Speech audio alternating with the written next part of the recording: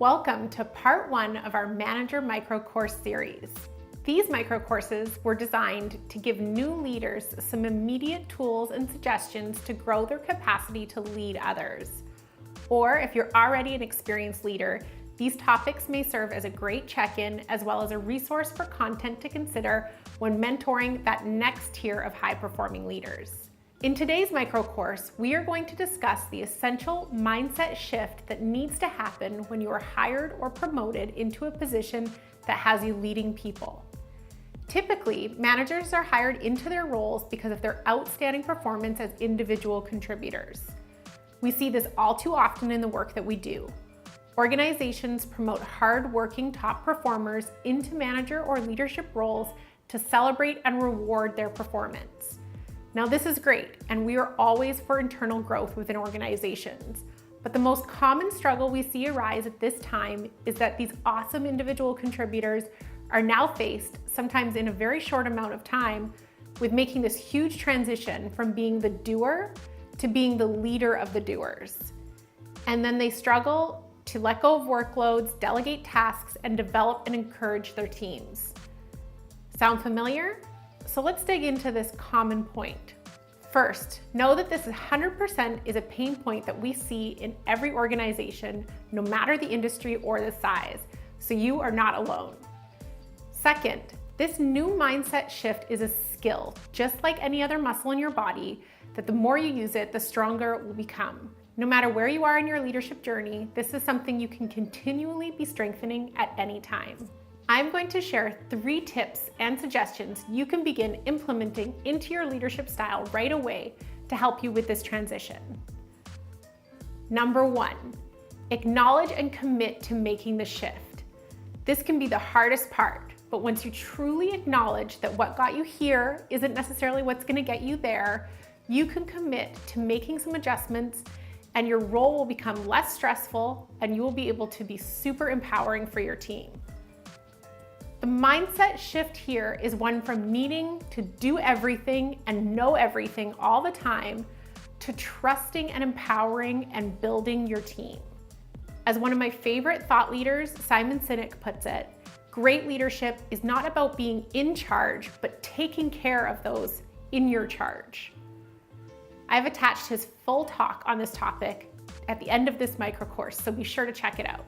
If you can repeat and practice this mindset shift and really embrace that your role is no longer to be the doer of all the things, but now to take care of those in your charge to ensure they are set up and supported, you will see a shift in how you show up as a leader.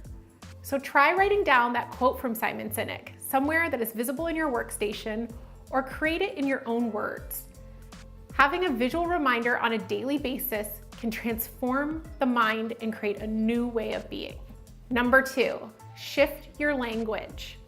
Move away from being the one with all the answers to the one that asks all the questions. Most simply, we call this taking a coach approach.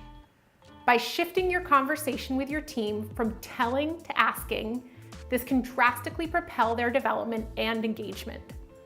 Hold them capable of completing the responsibilities of their roles and stretch them to build upon their current skill sets. As new managers, we are all used to being the go-to person to solve all the problems and have all the answers. But practice adding open-ended questions to the conversations with your team. Some examples of this may be, how can you move things forward? Where are you feeling stuck? How can you draw on previous experiences to help you? Check out our coaching questions resource at the end of this micro course to help you transform this language. Number 3, we like to call this the knee scraper. For every parent out there, you know that as your children grow and learn to do new things, usually that comes with a little knee scraping along the way. We take this premise and adapt it to business, so that you as a new leader are learning to give your team just enough space to experience discomfort or failure without getting seriously injured or injuring the business.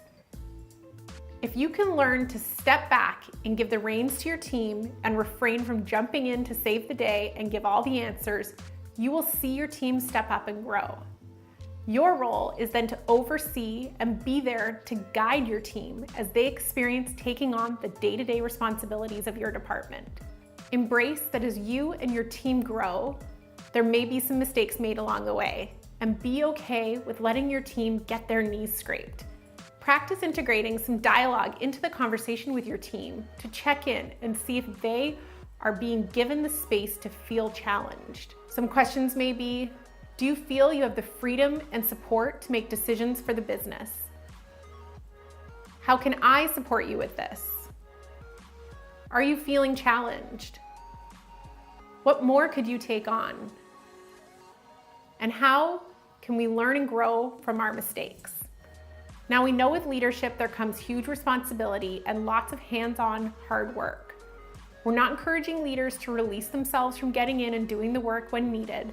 However, effective leaders are those that have mastered the ability to prioritize leading and developing their team over all other duties. Making this powerful mindset shift will propel your leadership capacity.